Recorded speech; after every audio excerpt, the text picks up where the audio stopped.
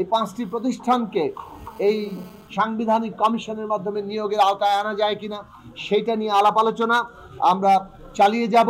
বাংলাদেশের গণতান্ত্রিক রূপান্তরের জন্য নতুন একটা রাজনৈতিক বন্দোবস্ত প্রতিষ্ঠার জন্য আমরা লড়াই করছি। বিশেষভাবে আমরা বলবো 2014 সালের যে তামাশাপূর্ণ নির্বাচন হয়েছিল, নির্বাচনের আগেই যেখানে 153 জনকে নির্বাচিত ঘোষণা করে তারা সরকার গঠনের সংখ্যাগরিষ্ঠতা নিয়ে নিয়েছিল, এইরকম তামাশা পৃথিবীর ইতিহাসে দেখা যায়নি। তারপর থেকে আমরা এই প্রশ্ন নিয়ে আলোচনা করেছি যে সাংবিধানিক পদগুলোতে নিয়োগের যে কর্তৃপক্ষ সেটা যদি সরকারের হাতেই একচ্ছত্রভাবে থাকে তাহলে ওই ধরনের কমিশন তৈরি হয় যারা একটা পুরোপুরি তামাশা ভুয়া জালিয়াতির নির্বাচনকে সুষ্ঠু নির্বাচন বলে চালিয়ে দেয়, যেখানে কোনো ন্যূনতম ভোট পড়ে না সেখানেও তারা বলে এত % ভোট পড়েছে ইত্যাদি ইত্যাদি। কথা বাড়াবো না, আমরা সেইখান থেকে বলে এসেছিলাম যে একটা সাংবিধানিক কমিশনের মাধ্যমে যাতে সাংবিধানিক পদগুলোতে নিয়োগ দেওয়া হয়। আমরা এটাও বলেছিলাম যে সাংবিধানিক কমিশন সরকারি দল, বিরোধী দল এবং বিচার বিভাগের প্রতিনিধিদের সমন্বয় করতে হবে। প্রধানমন্ত্রী, বিরোধী দলীয় নেতা এবং প্রধান বিচারপতি অথবা তাদের প্রতিনিধিদের সমন্বয়ে গঠিত একটি সাংবিধানিক কমিশন সাংবিধানিক পদগুলোতে নিয়োগের জায়গায় আসে।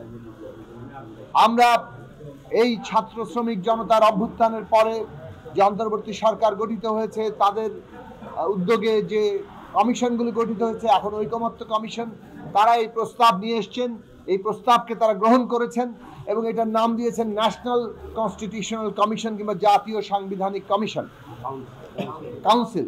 এই জাতীয় সাংবিধানিক কাউন্সিলের মাধ্যমে সাংবিধানিক এবং সংবিধিবদ্ধ প্রতিষ্ঠানগুলোতে নিয়োগের কথা তারা বলেছেন। আমরা বলেছি প্রথমত নীতিগতভাবে আমরা একমত যে এই সাংবিধানিক কমিশনের মাধ্যমেই নিয়োগ হতে হবে। 2 নম্বর হচ্ছে সাংবিধানিক কমিশনের গঠন কি হবে সেটা নিয়ে আলাপ আলোচনা এখনো চলছে। প্রথমত এই সিদ্ধান্ত তো আসা দরকার যে নীতিগতভাবে সাংবিধানিক কমিশনের মাধ্যমে এই নিয়োগগুলো হবে কিনা, সেই বিষয়ে এখনো পুরো ঐকমত্য হয়নি। আমরা আলাপ আলোচনা করছি।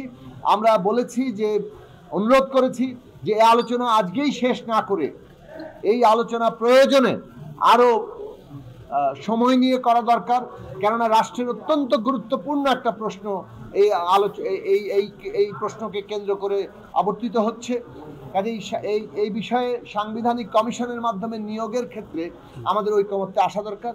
2 হচ্ছে এর গঠন কি হবে সেটা নিয়ে তাদের যে প্রস্তাব সে নিয়ে বিভিন্ন মত আছে, সেটা নিয়ে আমরা পরবর্তীতে আলোচনা করব। অনেকেই বলেছেন রাষ্ট্রপতি এবং প্রধান বিচারপতিকে এর বাইরে রাখার, সেই বিষয়গুলো আলোচনার মধ্যে আছে। 3য় বিষয় হচ্ছে কোন কোন প্রতিষ্ঠান এর আওতাভুক্ত হবে। সেক্ষেত্রে নির্বাচন কমিশন, দুর্নীতি দমন কমিশন, পাবলিক সার্ভিস কমিশন যেখানে আমাদের রাষ্ট্রের কর্মকর্তাদের নিয়োগ হয় সেটাই পুরোপুরি দলীয়কৃত হয়ে পড়ে, মানবাধিকার কমিশন এবং অডিটর জেনারেলের পদ। এই 5টি প্রতিষ্ঠান ন্যূনতম অন্ততপক্ষে এই 5টি প্রতিষ্ঠানকে এই সাংবিধানিক কমিশনের মাধ্যমে নিয়োগের আওতায় আনা যায় কিনা সেটা নিয়ে আলাপ আলোচনা আমরা চালিয়ে যাব এবং এইটা বাংলাদেশের ইতিহাসে আমাদের গণতান্ত্রিক রাষ্ট্র গঠনের ক্ষেত্রে অত্যন্ত জরুরি একটি পদক্ষেপ বলে আমরা মনে করি।